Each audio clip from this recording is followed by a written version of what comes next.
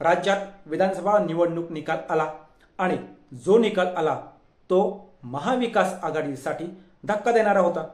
निकाल लागल्यावर महाविकास आघाडीतील तीनही पक्ष हे एकमेकांवर आरोप करू लागल्याचं पाहायला मिळालं आणि त्यामुळे आघाडीत बिघाडी होण्याची शक्यता किंवा परिस्थिती निर्माण झाली।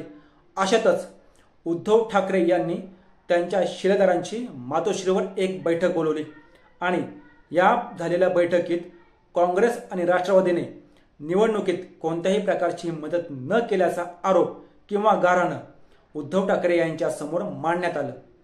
आता येत्या काळात उद्धव ठाकरे हे कोणतं पाऊल उचलणार आणि मशालीची पुढची वाटचाल कशी असणार हेच पाहणं उत्सुकतेचं आहे आणि आज याच विषयात आपला व्हिडिओ आहे। नमस्कार, मी किशोर बलकवडे आणि आपण पाहतात विषयच वेगळा। विधानसभेत जो निकाल आला त्यामुळे विरोधी पक्षाला विरोधी पक्षनेते पद मिळणं देखील अवघड झालं आहे। याच अनुषंगाने दारुण झालेला पराभव असेल, निवडणुकीत स्थानिक नेत्यांची मदत न करणं असेल, मतांचं झालेलं विभाजन असेल, या सर्व गोष्टींमुळे महाविकास आघाडीतून आपण आता बाहेर पडावं अशीच इच्छा सर्व नेत्यांनी उद्धव ठाकरे यांना बोलून दाखवली। या बैठकीत उद्धव ठाकरे यांनी अजूनपर्यंत कोणताही निर्णय आपला शिलेदारांना सांगितलं नसल्याचं समजतं।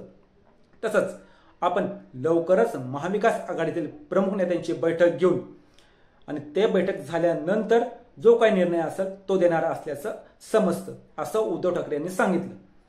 आता ही सर्व परिस्थिती जर पाहिली तर एक गोष्ट लक्षात येते, येत्या काळात स्थानिक स्वराज्य संस्थांच्या निवडणुका आहेत आणि त्यामुळे उद्धव ठाकरे गट हा महाविकास आघाडीतून बाहेर पडण्याची दाट शक्यता आपल्याला नाकारता येणार नाही।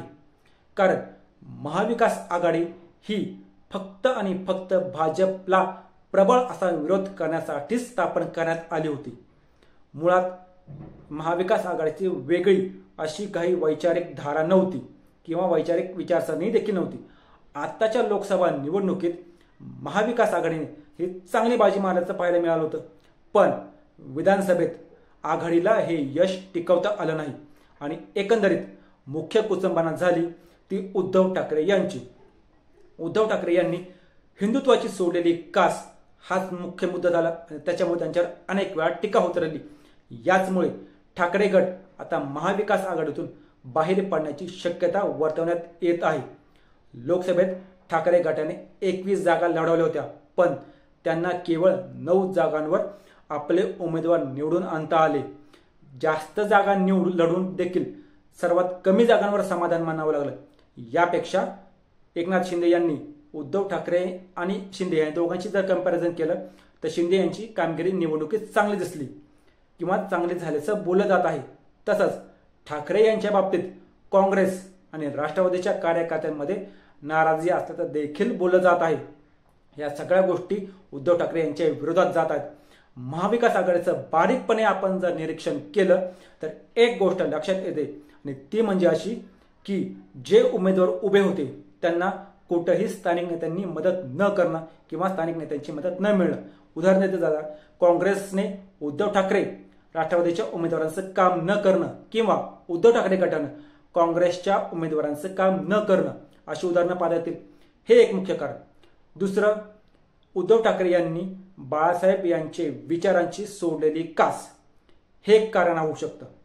कारण ठाकरे गटाने हिंदुत्व सोडलं आणि याचा सर्वात मोठा फायदा हा एकनाथ शिंदे यांच्या गटाला होताना दिसला आणि आता जर ठाकरे गट महाविकास आघाडीतून बाहेर पडला नाही तर त्यांची हिंदूंची मतं ही कायमची त्यांच्यापासून दुरावतील किंवा दूर जातील आणि शिंदे गटाला मिळतील, शिंदे गट फायद्यात येईल। हीच गोष्ट ठाकरे गटाला घातक ठरू शकते। त्यामुळे येत्या निवडणुकात जर ठाकरे गट स्वतंत्र लढला नाही तर त्यांना यश मिळणार नाही आणि जर स्वतंत्र लढले तर त्यांचं यश हे 100% असेल।